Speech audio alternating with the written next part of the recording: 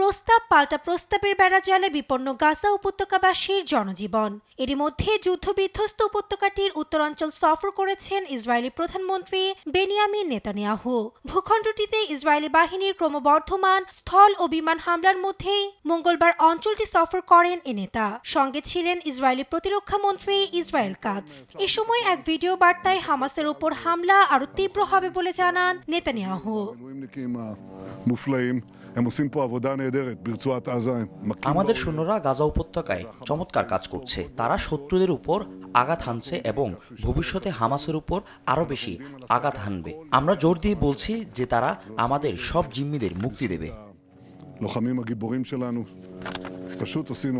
এদিকে মঙ্গলবার কুয়েতের আমির শেখ মেশাল আল আহমদ আল সাবার সঙ্গে সাক্ষাৎ করেন মিশরের president Abdel Fattah al Sisi. এ সময় দুই নেতাই গাজায় অবিলম্বে যুদ্ধবিরতি, বন্দী বিনিময়, মানবিক সহায়তা প্রবেশ ও আরব পরিকল্পনা অনুসারে গাজা পুনর্গঠনের উপর জোর দেন। এদিকে বারবার ইসরায়েলি হামলায় ক্ষতিগ্রস্ত হওয়া উত্তর গাজার ইন্দোনেশিয়ান হাসপাতাল আংশিক কার্যক্রম শুরু করেছে। মাত্র 9টি শয্যা দিয়ে চলছে এর কার্যক্রম। এদিকে ইসরায়েল হামাস সংঘাত শুরুর পর গেল 18 মাসের মধ্যে গাজা সবচেয়ে ভয়াবহ মানবিক সংকটের মুখোমুখি বলে জানিয়েছে জাতিসংঘ। 1.5 মাস ধরে গাজায় ক্রসিং দিয়ে কোনো সহায়তার প্রবেশের অনুমতি নেই, যা এখন পর্যন্ত সবচেয়ে দীর্ঘতম স্থগিতাদেশ। মানবিক সহায়তা যে কোনো ধরনের রাজনৈতিক সিদ্ধান্তের ঊর্ধ্বে থাকা উচিত। আন্তর্জাতিক আইনের অধীনে দখলদার ইসরায়েলের গাজার জনগণকে পর্যাপ্ত মানবিক সহায়তা প্রদান করতে দায়বদ্ধ। বর্তমান পরিস্থিতি আন্তর্জাতিক আইনের লঙ্ঘন।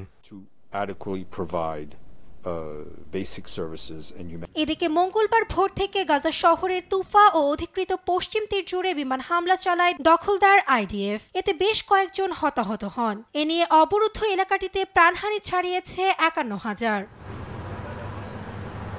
এদিকে ইসরায়েলের ব্যাপক বোমাবর্ষণের মুখে জিম্মি মার্কিন ইসরায়েলি সেনা এডান আলেকজান্ডারকে পাহারা দেওয়া গোষ্ঠীর সঙ্গে যোগাযোগ বিচ্ছিন্ন হয়ে গেছে বলে জানিয়েছে হামাসের সামরিক শাখা।